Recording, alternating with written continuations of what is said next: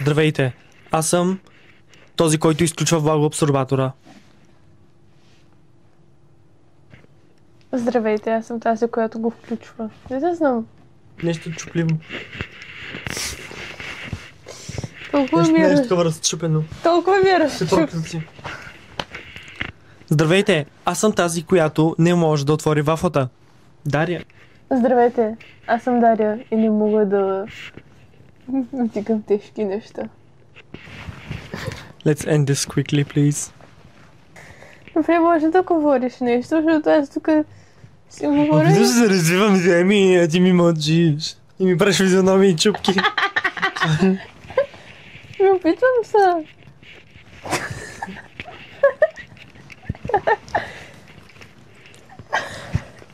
Така. Трябва ли да прощаваме изневерите? О, прошката.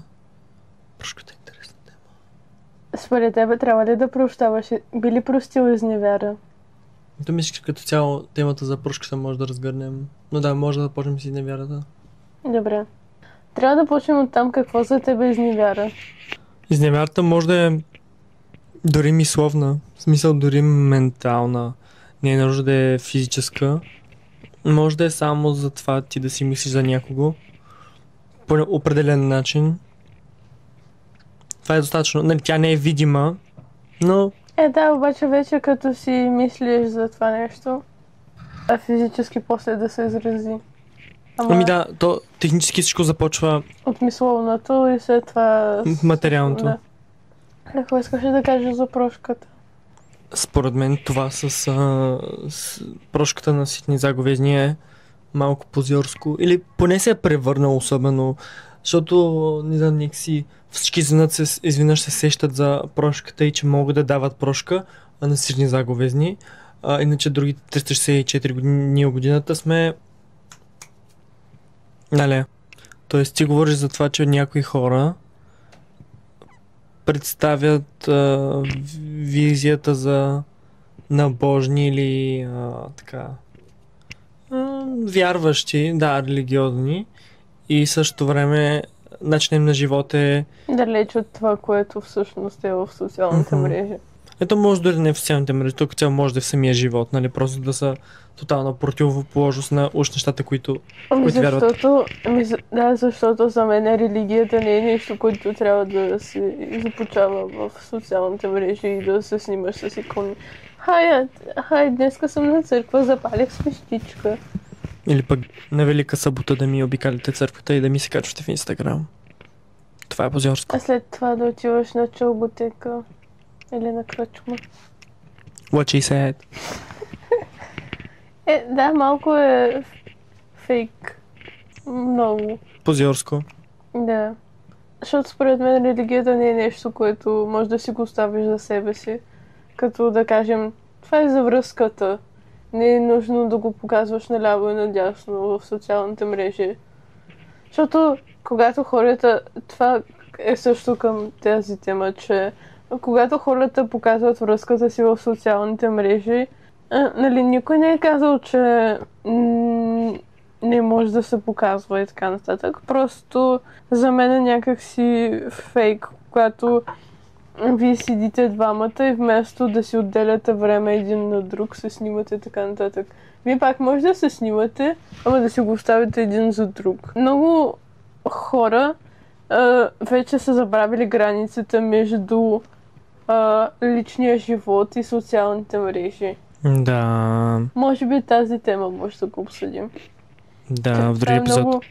Тук е важен балансът, според мен, ако човек иска да бъде нали, прозрачен с хората.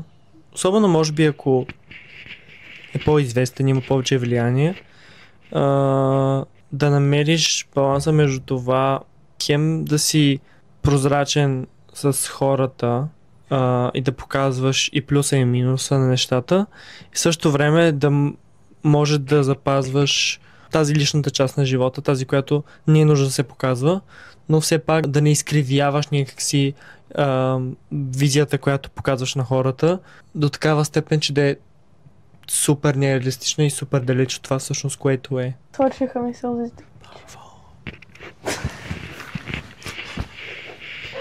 Powerful moment. Тъща. Много хора като цяло се сещат в празниците, че съществуваш като цяло. А през друго... Като човек? Да, като човек. А през другото време не са ти казали гък и мък. В смисъл, като цяло се сещат за тебе. И това е доста също някаква такава тема. Те могат да ти искат прошка. Минуало ти си говориш веднъж с тях на година, когато ти даваш прошка. И някак си хора се самозабравят, че съществуваш. Че изобщо съществуваш, пък ти искат прошка в същото време. Fair. Аз като извинявай. Извинявай, не сме общували от една година, обаче... Прости ми. Темата с прошката винаги ми е била изключително банална. И затова, нали, повтарям, че това с сирни заговезни и даването и взимането на прошка винаги ми е било супер позорско. Не съм го разбирал. До ден днешен всъщност малко ми е трудно да разбера цялата идея с прошката, защото за мен нещата са всъщност много прости. Ако някой по някакъв начин те е наранил или те е предал, these are the facts. В смисъл, не можем да правиш нищо по въпроса и вече тук се люхкаме и тюхкаме, ще прощаваме или няма ли да прощаваме, можем ли да простим, няма да му простя, няма да простя, не мога да я като простя. Не можеш да простиш, не прощавай. Ама ти си в правото да си получиш прошката. Did you hear that? Да. Hello? Ти можеш да кажеш, нали, извинявай. Той е другия човек да ни ти каже, гледай си работата, не си извинен. Това е цялата философия. Ама с това да кажем, да обидиш някой, да не искаш прошка и да го осъзнаваш, това е много шибано. Идеята ми е, че прошката, това съм го казвал, и това не е лично мое някаква идея. Мисля, че е заимствана преди много години от някъде. Но идеята, че прошката е за тебе, няма нищо общо с другия човек. Няма нищо свързано с човека, който те е наранил. Прошката е на теб да ти олекне.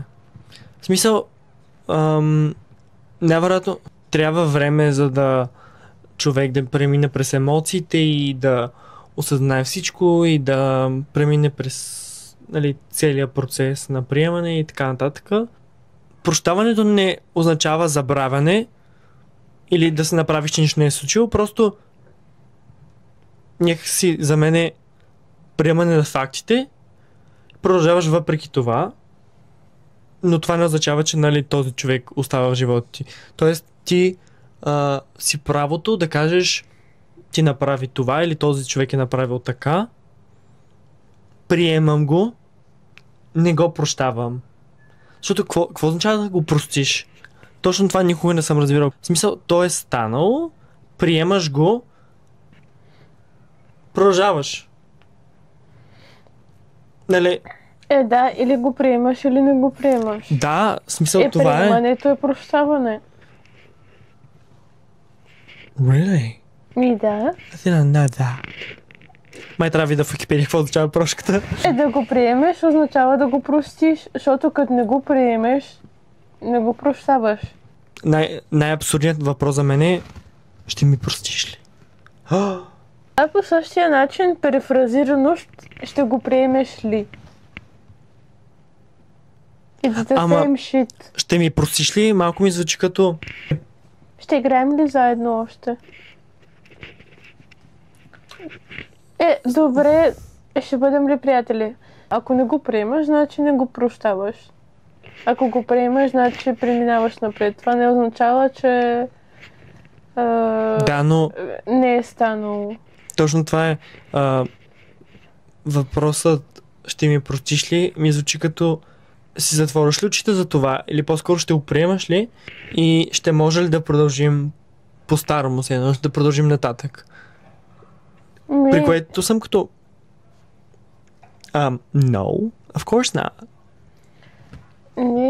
Не, според мен това звучи, ние ще го приемем и повече няма да правим така, за да не нараняваме другия човек. Това е детската.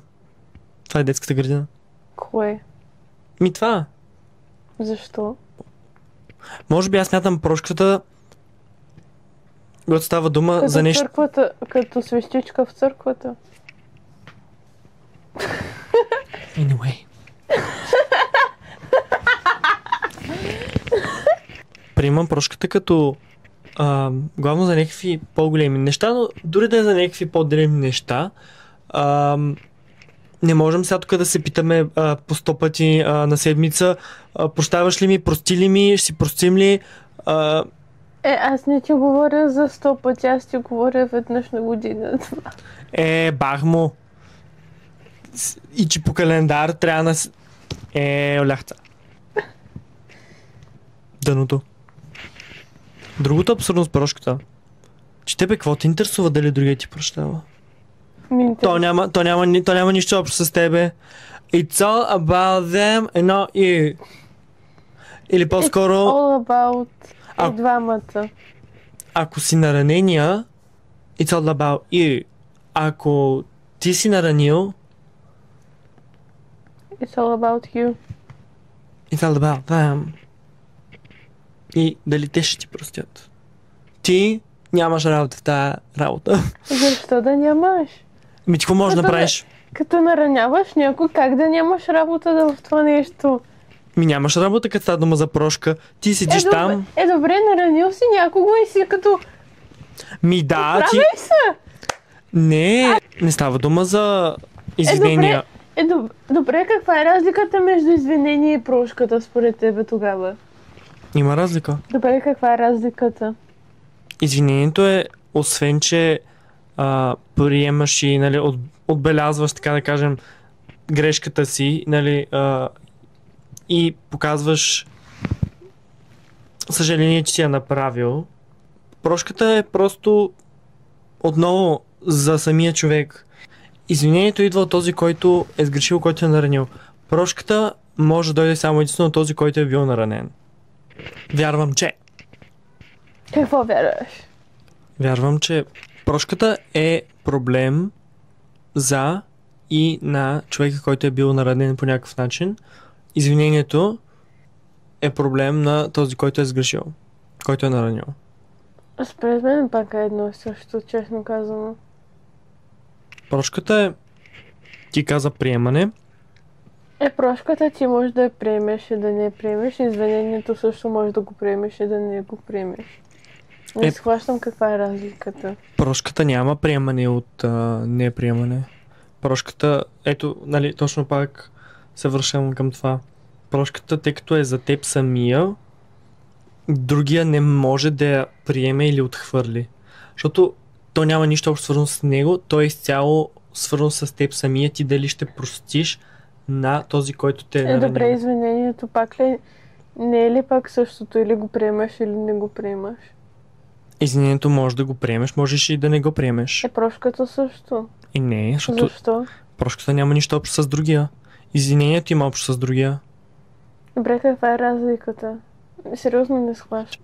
Прошката е важна за теб самия, като жертва, като наранен, за да приемеш това и за да преминеш, нали, да преминеш през него и в някакъв момент да стигнеш до прошката, за да ти олегне и за да не ти тежи. Извинението е...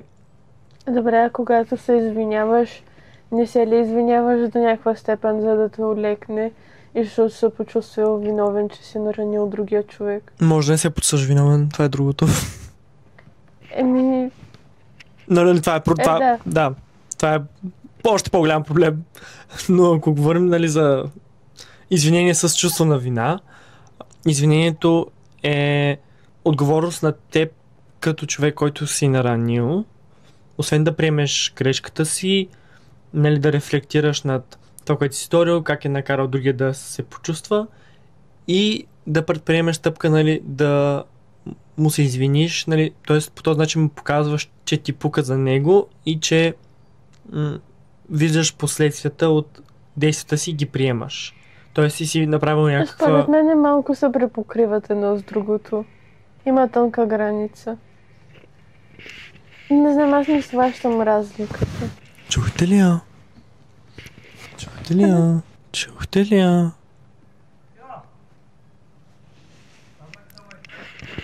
Hello? Трябва да стигнем до някакво заключение. Или не е нужно? Не е нужно. Може би трябва да оставим нещата там по средата някъде. Отворени. Да, отворени. Всеки си затваря както иска. Кафенето или? Темата, нещата. Yes. Всеки си затваря както иска. Темите. На мен ми беше приятно. А на мен не ми беше приятно. Дано на вас да ви е било приятно. Последвай за още. И си затваряте нещата както искате. Който както го разбира. Край. Още теми за разговор? Нямаме то. Стига толкова. The end. Паракало совлаки, паракало мусака. Щом казваш?